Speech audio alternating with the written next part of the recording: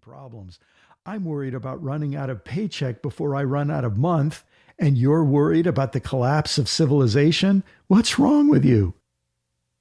Sometimes we ask that question of ourselves, but here we are. Sometimes the feeling is crushing, as if the Wall Street bull were standing on our chest. Sometimes it's as vague and quiet as a plague, ready to suck the life out of our whole beautiful, blue, fragile planet.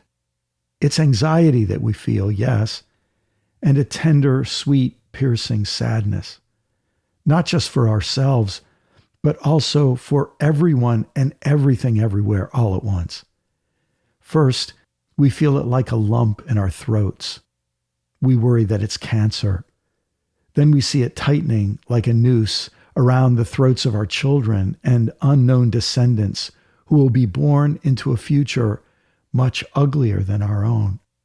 It's the feeling we had when the United States Capitol was breached in 2021, or when the towers fell in 2001, or if we're old enough to remember it, when the Space Shuttle Challenger blew up in 1986.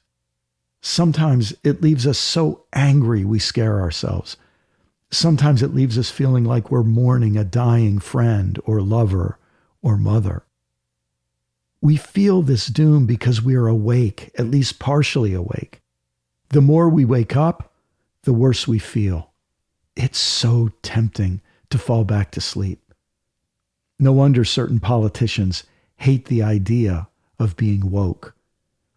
It's because of our common sense and uncommon sensitivity that we feel this way.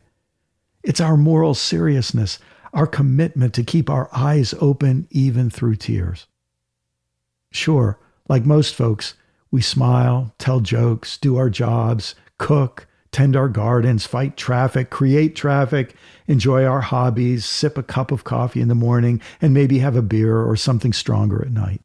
But even as we go about our normal routines as normal people, we can't shake this sense that we're in trouble, all of us, really serious, tangled up trouble. It's the feeling that our civilization's Jenga tower is about to crumble. Our inner sanctum of normalcy is about to be breached. Our global status quo is about to blow. Our scariest, worst case scenarios are about to stop being imaginary. If we felt doom about the global climate crisis alone, that would be bad enough. But we have also come to see that global overheating is the toxic cherry on top of a hot, festering mess of other global problems. Problems that go untreated because they remain unacknowledged. We're like a selfish partner in a long, dysfunctional marriage. One afternoon, we find a note on our pillow, an empty bedroom closet, and a half-emptied bank account. And we suddenly realize that things have been worse than we thought, and this moment has been decades in the making.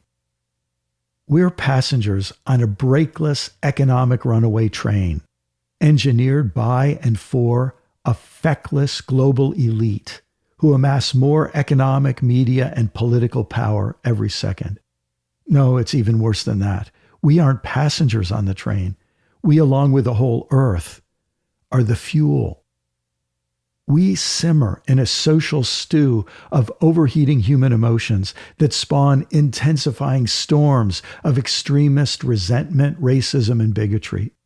We are barraged by breaking news bulletins from global social and mass media conglomerates, obsessed with profits and page views, and largely oblivious to truth and harm. We vote as conflicted citizens in divided electorates, trying to salvage corrupted democracies in which craven politicians again and again prove themselves too ignorant to understand our current situation and too impotent to do anything about it.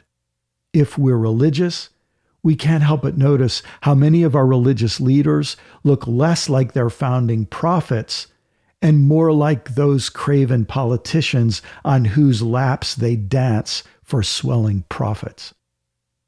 We observe this writhing knot of intensifying trouble, and the whole mess feels not only too big to solve, but too big and snarly to fully